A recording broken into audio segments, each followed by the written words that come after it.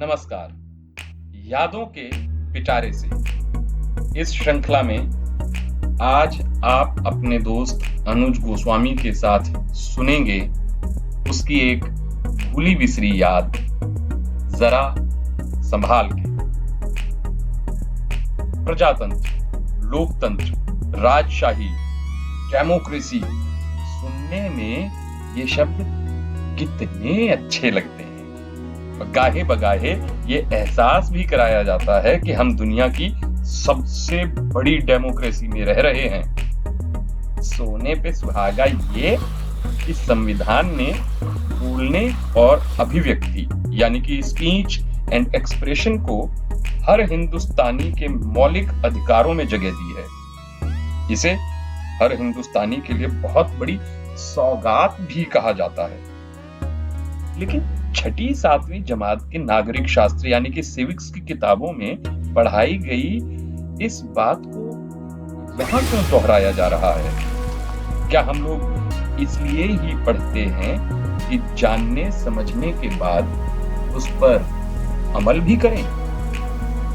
बस इतना पढ़ लेना बहुत नहीं कि पास होकर अगली जमात में पहुंच जाएं, फिर पीछे और बाद में जो हो सो होता रहे, हमें क्या?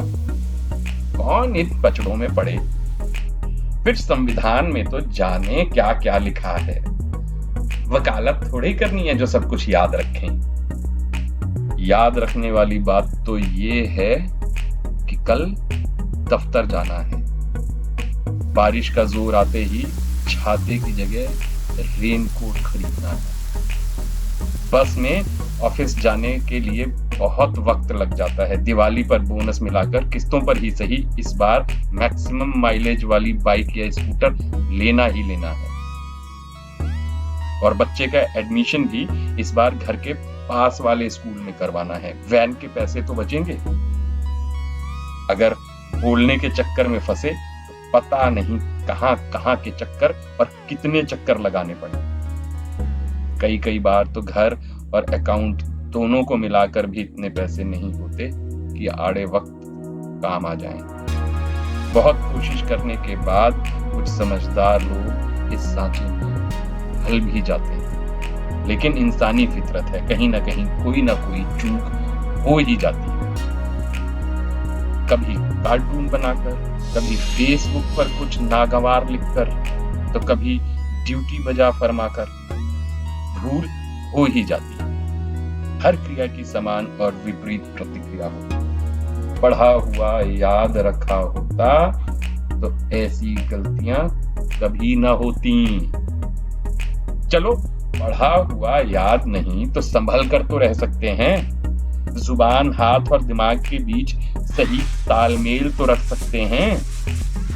डेमोक्रेसी में बोलने और अभिव्यक्ति के मौलिक अधिकार का मतलब ये तो नहीं कि किसी के बारे में कुछ भी बोला या बनाया जाए।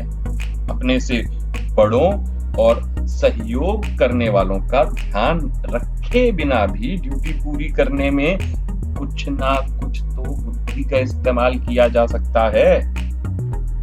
गाड़ी पर वीआईपी या वीवीआईपी का स्टिकर लगने के बाद वो हम जैसों में कहां रह जाते हैं। फिर नियम, कायदे, कानून आम इंसान के लिए होते हैं। ये तो जनरल नॉलेज की बात है। और ये भी जनरल नॉलेज की बात है कि बत्ती और स्टिकर वाले कुछ अलग हो जाते हैं, वो हमारे जैसे नहीं रह जाते।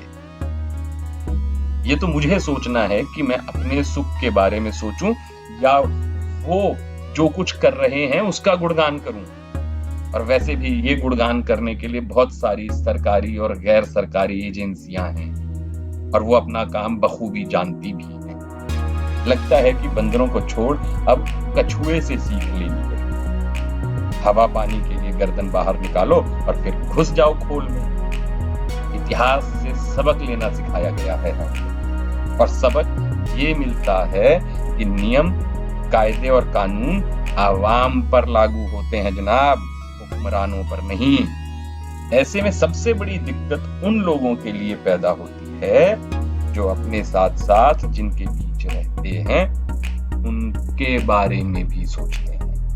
उनका भी कोई दोष नहीं। हम सबको यही बताया गया कि मनुष्य एक सामाजिक प्राणी है, human being is a social animal, लेकिन साथ ही सर्वाइवल ऑफ द फिटेस्ट की थ्योरी भी तो लिखी गई।